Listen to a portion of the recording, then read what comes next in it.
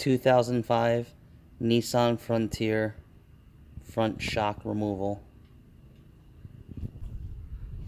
First, remove the wheel.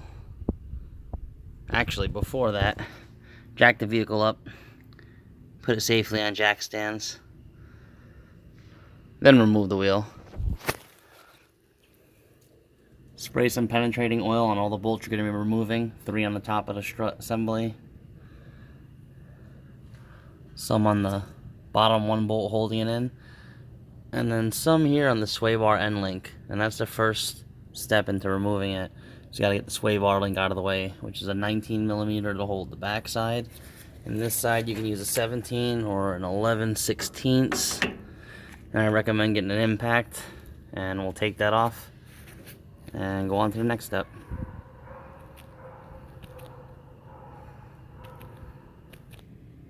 Next, you'll take out the lower shock mounting bolt. It's 19mm on both sides. Just take the nut off and leave the bottom bolt in. And then we'll work on taking off the top, which looks like they're probably 9/16, and then we'll be able to drop the assembly out. Once you get the 3 14mm nuts off the top, it should swing right out, down below. Sorry, doing this one-handed. You have to push down a little bit on the shock assembly. There we go. And she's out.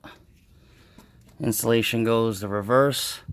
Should only take about 30 minutes for the one side with one person.